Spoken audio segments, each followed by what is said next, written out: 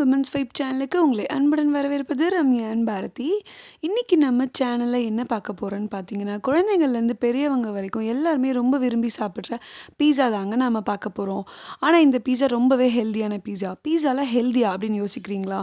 ஆமாங்க. இந்த பீஸாவோட பேஸ் வந்து நம்ம மைதா மாவுக்கு பதிலாக வீட், அதாவது கோதுமையை யூஸ் பண்ணி செய்ய போகிறோம். எப்படின்னு பார்க்கலாமா? வாங்க நம்ம வீடியோக்குள்ளே போகலாம். ஃபர்ஸ்ட் நாம இந்த சப்பாத்தி பீஸா செய்கிறதுக்கு என்னென்ன இன்க்ரீடியன்ஸ் தேவைன்னு பார்க்கலாமா? நான் இந்த ஆனியனை இந்த மாதிரி ரவுண்ட் ரவுண்டாக கட் பண்ணி எடுத்திருக்கேன். அதுக்கப்புறமா red capsicum, green capsicum, sweet corn இருக்குல்ல, அது நம்ம எடுத்துக்கலாம். அதுக்கப்புறமா பார்த்தீங்கன்னா இந்த சில்லி ஃப்ளேக்ஸ் வந்து நம்ம வீட்லேயும் ரெடி பண்ணிக்கலாம். அப்படி இல்லைனா நீங்கள் சூப்பர் மார்க்கெட்லேயும் வாங்கிக்கலாம். வீட்டில் எப்படி ரெடி பண்ணுறதுன்னு பார்த்தீங்கன்னா, காஞ்ச மிளகாய் இருக்கு இல்லையா, அதை மிக்சியில் போட்டு கிரைண்ட் பண்ணி எடுத்திங்கன்னா உங்களுக்கு சில்லி ஃப்ளேக்ஸ் ரெடி ஆகிடும்.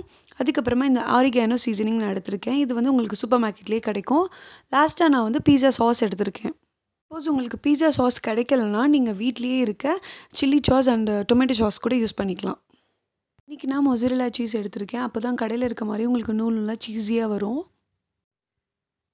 நீங்கள் மொசரெல்லா சீஸ் ரொம்ப காஸ்ட்லியாக இருக்குன்னு ஃபீல் பண்ணிங்கன்னா நீங்கள் நார்மல் சீஸ் கூட யூஸ் பண்ணிக்கலாம்.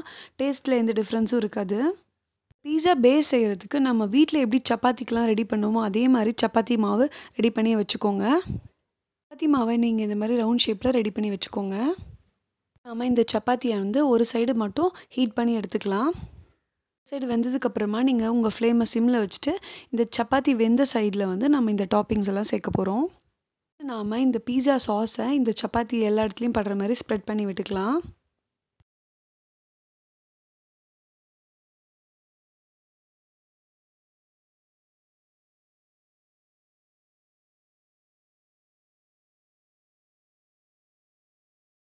ஃபஸ்ட்டு வந்து இந்த green capsicum, red capsicum, sweet corn, ஆனியனையும் இது கூட சேர்த்துக்கலாம். நீங்கள் வந்து பன்னீர் கூட இதில் யூஸ் பண்ணிக்கலாம். பன்னீர் யூஸ் பண்ணிங்கன்னா ரொம்பவே டேஸ்டியாக இருக்கும்.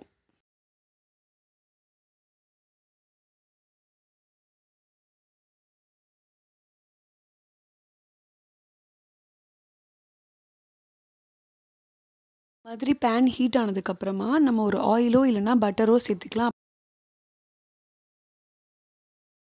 இப்போ நாம் இதை பேனில் வச்சுக்கலாம். அதுக்கப்புறமா நாம் இந்த மொசரெல்லாவை வந்து நல்லா கிரேட் பண்ணி விட்டுறலாம்.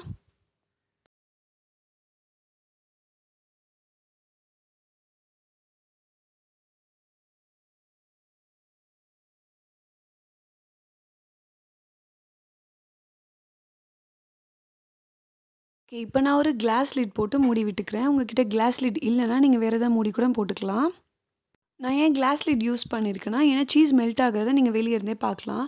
சப்போஸ் நீங்கள் வேறு லிட் யூஸ் பண்ணுறீங்கன்னா நீங்கள் ஒரு 1 மினிட் விட்டிங்கனாலே போதும்.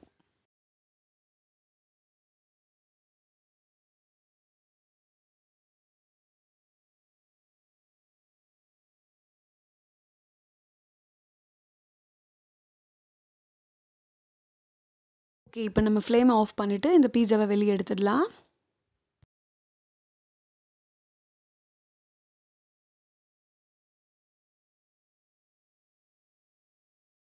ஃபைனலி இதுக்கு மேலே நான் இந்த டாப்பிங்ஸ் ஆட் பண்ண போகிறேன். சில்லி ஃப்ளேக்ஸ், அதுக்கப்புறமா அந்த oregano சீசனிங்.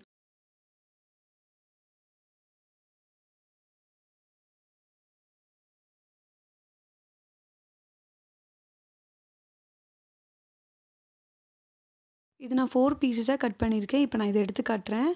பாருங்கள், பீஸா ஷாப்பில் இருக்க மாதிரி ரொம்பவே சீஸியாக இருக்குது.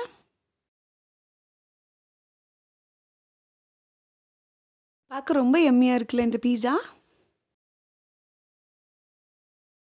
ஓகே காய்ஸ், இந்த வீடியோ உங்கள் எல்லாருக்குமே ரொம்ப யூஸ்ஃபுல்லாக இருக்குன்னு நாங்கள் நம்புகிறோம். இன்னும் நீங்கள் எங்கள் சேனலை சப்ஸ்கிரைப் பண்ணாமல் இருந்தீங்கன்னா சப்ஸ்கிரைப் பண்ணிவிட்டு பக்கத்தில் இருக்க பெல் ஐக்கனை கிளிக் பண்ணுங்கள். அண்ட் மறக்காமல் உங்கள் ஃப்ரெண்ட்ஸ் எல்லாருக்குமே ஷேர் பண்ணுங்கள். தேங்க்யூ காய்ஸ், பாய்.